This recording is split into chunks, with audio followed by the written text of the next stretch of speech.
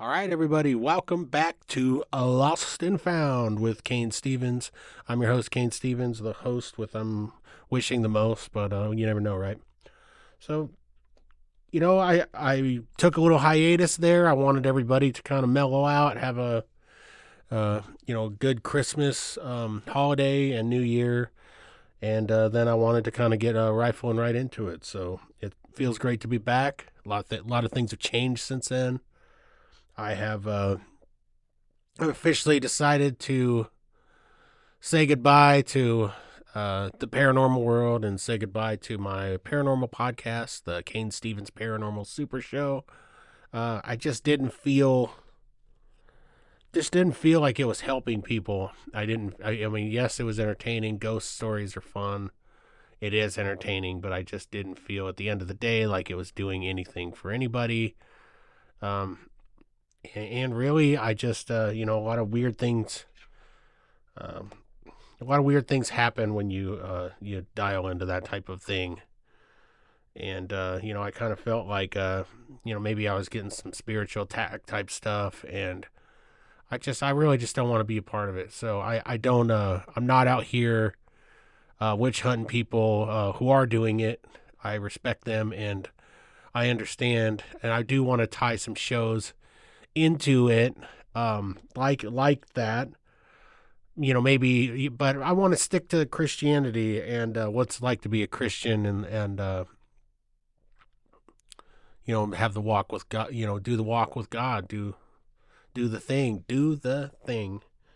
So, that's what I'm gonna do. I'm just gonna keep on trucking. So, this episode of Lost and Found, I had a profound effect from watching some videos and different things. It started with my journey of watching TikTok videos of people with near death experiences and stuff, and talking to different people about it. And then I watched some YouTube videos, and they made me laugh, they made me cry, and so I just wanted to kind of go over that. So this particular episode is going to be about near death experiences and just kind of my thoughts on it all, and then we'll talk about blue skies ahead. So with that being said, everybody, welcome back. Let's do a little bit of let's do a bit of blah, blah, blah, blah, blah. Let's do a little bit of Christian news. Christian news. All right, so this one from christianpost.com. Apparently Christian charities are on the front line right now providing earthquake relief in Turkey and in Syria. If you're not aware of what happened, as of Thursday, that would be today, the 9th, the death toll in Turkey and Syria is more than 20,000 people and counting in the catastrophic earthquakes and the series of aftershocks that happened. The U.S. Embassy of Ankara, Turkey, confirmed Thursday that at least 3 Americans were also dead in the country. So, it's tough times, everybody. So, first and foremost, we should be praying for these people.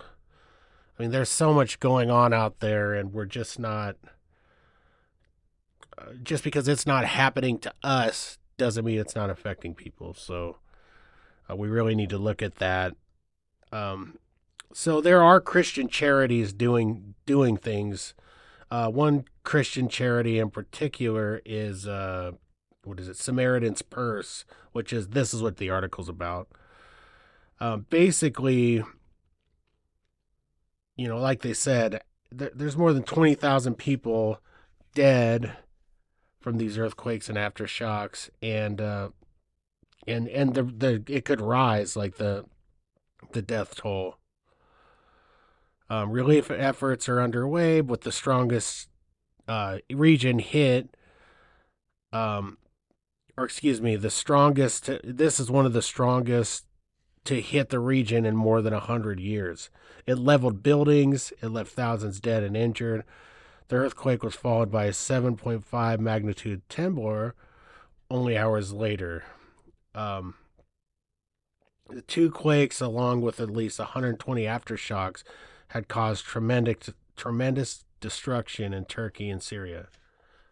Uh, Turkey's Disaster Management Authority, AFAD, said on Wednesday that the death toll there had passed 8,500. But then Syria is bringing in some of their death tolls too.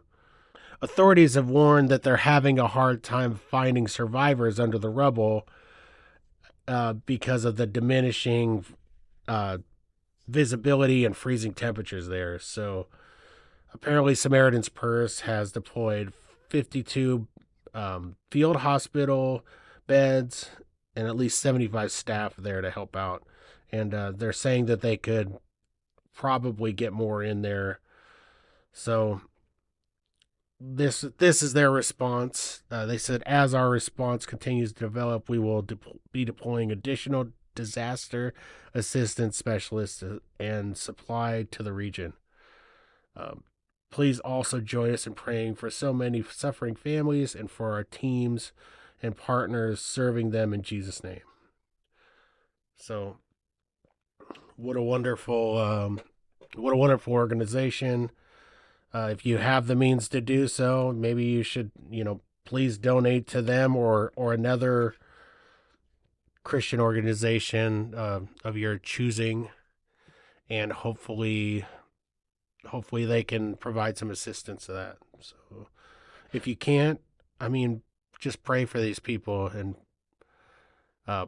pray for their families, and pray that if they haven't found God and found Christianity, that they do so, and that God just have mercy on them. So kind of a somber Christian news, but I think that it's important to get into, to talk about. So now we will kind of rifle into what I wanted to get into, which was the near-death experience talk. I know that many people probably know somebody who has died and come back. If you haven't, I shouldn't say many people, but if some people. I know in my family, my mom has always talked about my Mima, my grandma, her mom. Apparently, many years ago, when she was younger, she's no longer with us now, so God rest Mima's soul. But Mima talked about how she died on the operating table getting some polyps or different things removed. And it had a really impactful, what am I trying to say here? It was very impactful to her what happened, and it helped her enhance her feelings of religion. I don't think that my mom, when I was talking to her, I don't think she could think of anything too profound that she had said, and I wish that I could have talked to her about it.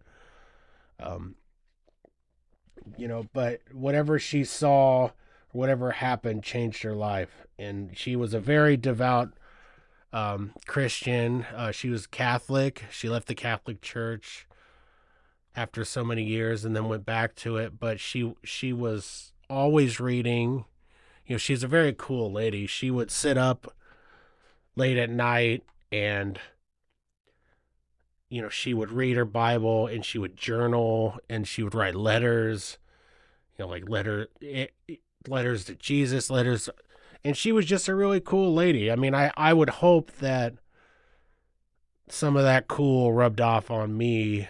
Not saying that I'm cool, but she was. So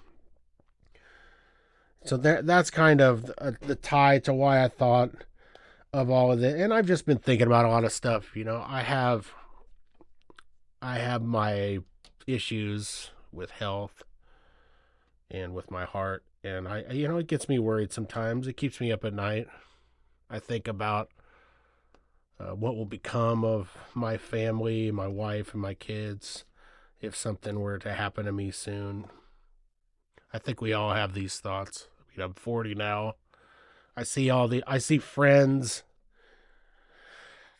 that I went to school with dying around me, and you just kind of wonder sometimes, like, what will my death be like? And you know, I take the word of God very seriously now, and when I listen to it, I I just get it more. Like, it makes more sense, and it gives me something to hope for. To hope for an eternity with God where there's no hurt, where there's no pain, there's no heartbreak anymore. And it makes me feel fantastic. It makes me want to go to battle for God. And so I choose to do it in this facet, what I'm doing here. I choose to use the gift of gab and do what I can to do my part. So I was watching some YouTube videos, and I watched one from Joe Rogan.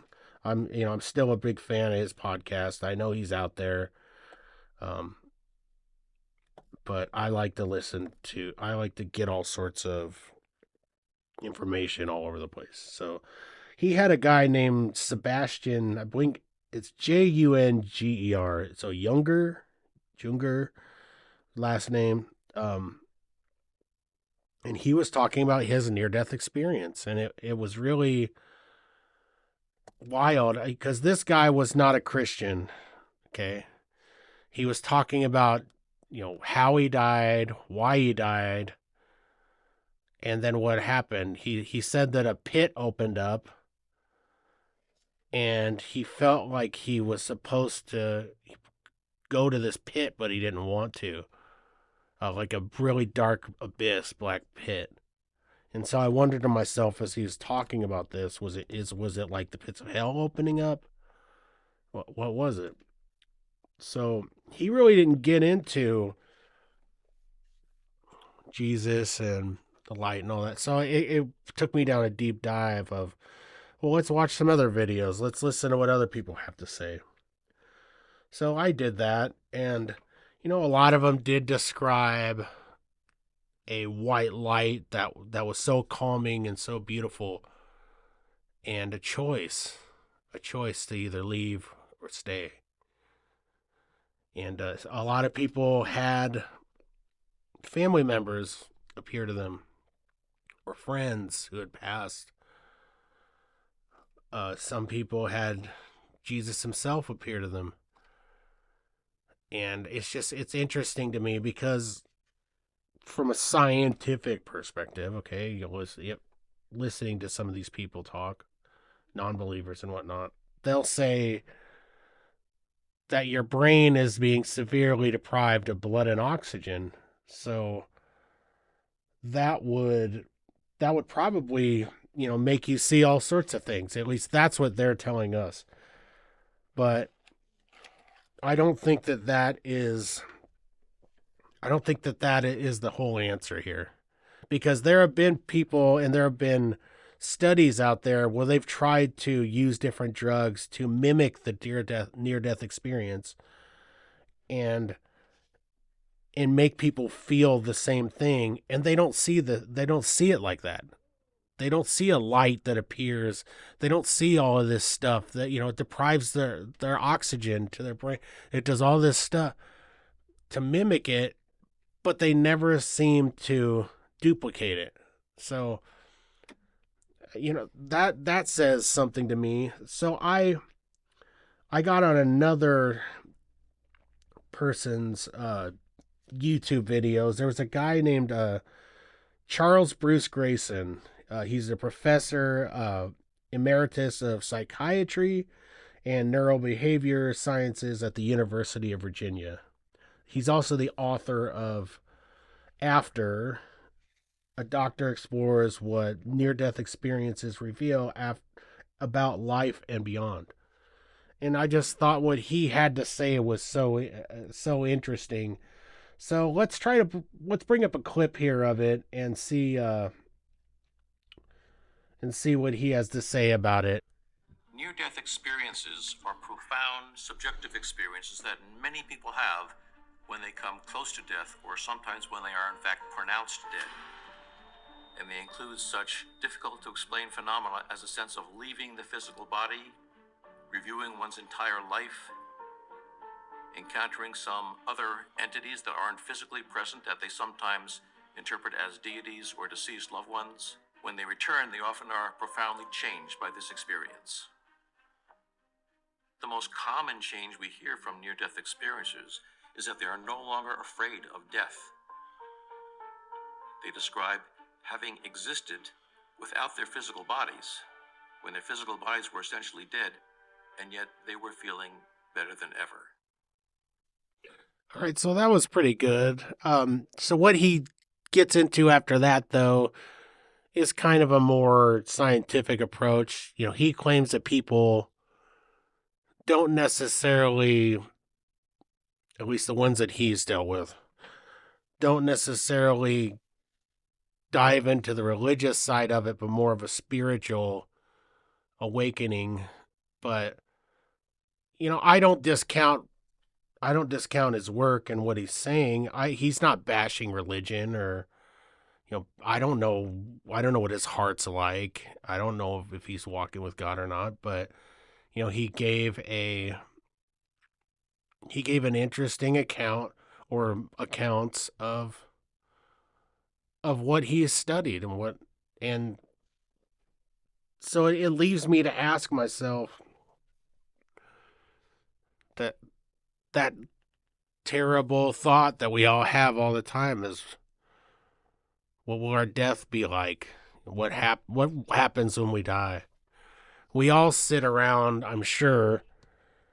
I think we'd be lying if we said we weren't. And we think to ourselves, well, there can't be nothing. And I feel deep and truly in my heart that there can't be nothing.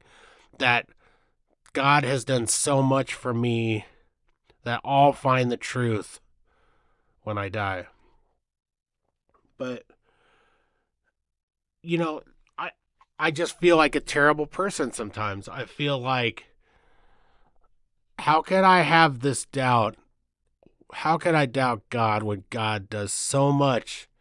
I mean, me, for example, I was getting close to death with some of the stuff that I had going on. It could have easily killed me. But God, by his grace, let me stay and let me continue to do this work. And now I'm doing things for God. I'm trying to make people see with my story that life can be so much better, so different, if you just have a different outlook. And church and reading the Bible, it gives me that outlook. It gives me the want to be a better person every day, to not be a sinner. I know that I can't achieve perfection, and I'm not chasing perfection. But I can certainly try to be a better version of me every day. So I don't know. What do you guys think? I mean, sound off. If you want to get a hold of me and talk about this, we're going to talk about this more. I'm going to come up with some more episodes on death, because death is a major part of it. We lose people all the time. I sit around all the time and I think about all the loss and all the people that I've lost I care about. And I have said so many times, why? Why am I still here? Why do I deserve to be here? They were better people than me. They were good people. People like them. Why did God take them and not me? But I'm starting to look at it differently. I look at it in a different light. I don't look at it as why. I look at it as thanks. Thank you, God, for letting me continue for my family, for letting me try to help people and bring people to the Lord. Thank you for all the blessings and all the good things that you do in my life. And so, I know everyone out there has experienced death in some way, shape, or form. It's going to happen, but it doesn't have to be such a grim, terrible thought. Good things are ahead. You just have to believe. And I know it's so hard to get over that hump, but you have to have faith. You have to believe. You have to look at the world around us and ask yourself, is this really from nothing? Is there nothing out there? So many people in polls and all different aspects are asked these questions, and a lot of people do say, I believe in a creator. I just don't believe in God and Jesus. I mean, attendance in church is down, false gods and the worship of oneself is prevalent everywhere. It's time to get back to God. It's time to take the reins and be God's people. Be a beacon to the dark. I was just recently on a podcast from JC Ministries. If you haven't checked that out, please do so. It was a really good interview, and John was a really nice guy and a really good he has a really good show going on, and I so enjoy and appreciate him allowing me to go on there and tell my story. But he liked the fact that I had a lighthouse as a picture for my podcast. But when I was praying about the podcast and all this stuff was kind of coming to me, the only thing on my mind was a lighthouse. And the reason is I feel like my life before God and before me trying to truly be a Christian was dark, was murky. There's fog everywhere, and I was just wading through dark water, wondering what I'm doing in life, wondering to myself, why am I so terrible? Why do I hate myself? Why do I pray to die when bad things happen?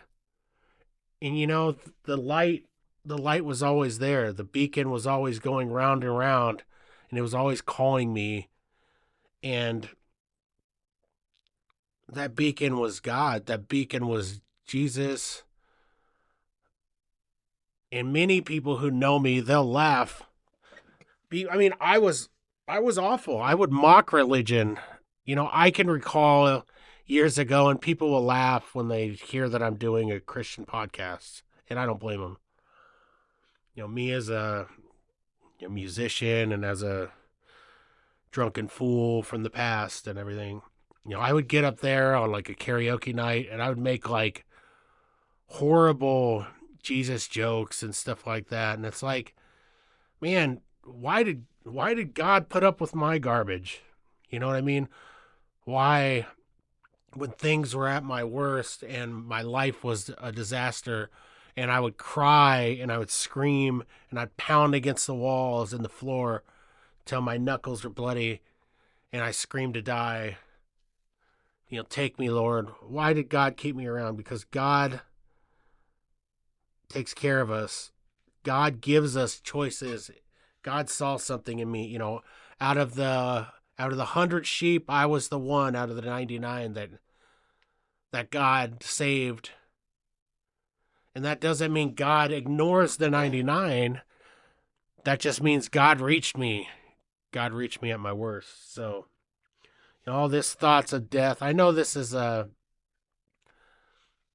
heavy topic, but we got to do it because it's the crux for so many things. So please, if you're struggling with something like this, or if you're struggling with, because trust me, I've had my problems with depression and thoughts of taking my own life, and I'm here to tell you that it gets better. It can get better. I know it doesn't feel that way, but it can, and it will. But you have to put your faith in something. You have to put your faith in God. You have to put all your chips into the basket that's going to take care of you, going to provide for you in your worst of times. I mean, even right now, my life is not a cakewalk. It's not, as I always say, it's not unicorns and puppies or puppies holding kittens. It's not perfect, but whose is? I mean, am I rich? No. Do I wish that I, wasn't disabled due to my heart condition? Do I wish that I didn't have heart failure? Sure, I think about it, but I look at the good parts of it. I look at the fact that by God's grace, I'm still here and I'm talking to you. And so I hope that you take some of this into, if you're feeling darkness in your life, it's kind of symbolic of my podcasting and the things that I've done. I stepped away and I finally took the leap to step out of the dark and step into something more positive. And so I walked away from my paranormal podcast and I decided to do this with hopes that I could save a person at a time. Help one person. So that's the goal. It's not to monetize. It's not to make money. It's not to get famous or all this stuff. I'm not delusional. I'm not ridiculous like that. I just want to help people. And if I can help you who's listening or somebody, point them out to this podcast and listen to me, because trust me, we're going to have an entertaining show. I don't have any problem doing entertainment, but shows like this where we get serious for a moment, it's going to lead to better things. So please, I hope you continue listening, and I hope it helped. I'm gonna drop a little verse here in a second.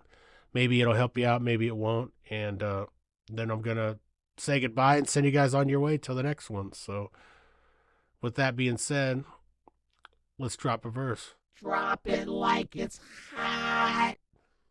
Oh yeah, so this one from the book of Revelation. It's Revelation 22:17. So chapter 22, verse 17. This one is in my trusty Bible, the Holy Bible. You know it. You've heard of it. It's the NASB Bible, which I like. I know you KJVers out there are shaking your fists and pound them against the wall, but that's what we're going to do here. So this one says, "And the Spirit and the bride say, 'Come.' And let the one who hears say, 'Come.' And let the one who is thirsty come. Let the one who wishes take the water of life without cost." So that, I feel like that's a great verse,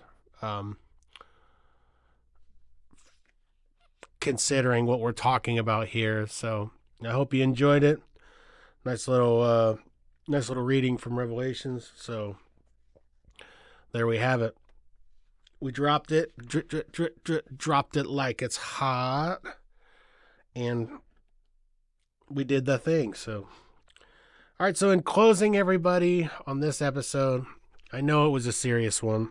I do want to say we have blue skies ahead. We have a lot of good things planned. Now that I'm devoting all my time to this podcast, and not multiple podcasts, I've got a lot of things that are going to happen. I do want to mention that this week, my first Christian song that I've ever written is done with Shoeline Records, and it comes out this. Oh, excuse me. Ooh, I'm so excited. I'm bursting with gas and joy. This particular song, called "Without You," is coming out this Friday, so it'll be Friday the 10th. So not to be Teddy the cockapoo's at the door whining at me. He wants to play ball and wants to get his little dog arms in here and come at me. But hold on, Ted. So anyway, he's dying to tell you about the song. But maybe he's whining for, I don't know what he wants actually. What do you want, Ted? Let's see. Let's open the door. Pull back the veil. What's wrong, Ted? No, oh, here it comes. It looks like he just wants to be a part of the show. So, anyways, this song comes out this Friday, the 10th of February, and I hope you check it out. It'll be on all streaming. It'll be on Spotify, Amazon, YouTube, all that good stuff. So look up Cain Stevens, and I really hope you like the song. I hope it does something for you. I think it is very symbolic of my walk with God and what I was before, and how, I don't know, how disappointed I am in myself sometimes, that I just don't feel worthy. So check it out, everybody. So thank you guys for listening, and hopefully I can get this pumped out every week now. I'm going to try to release on Sundays, so I hope you guys enjoy it, and take care. Goodbye.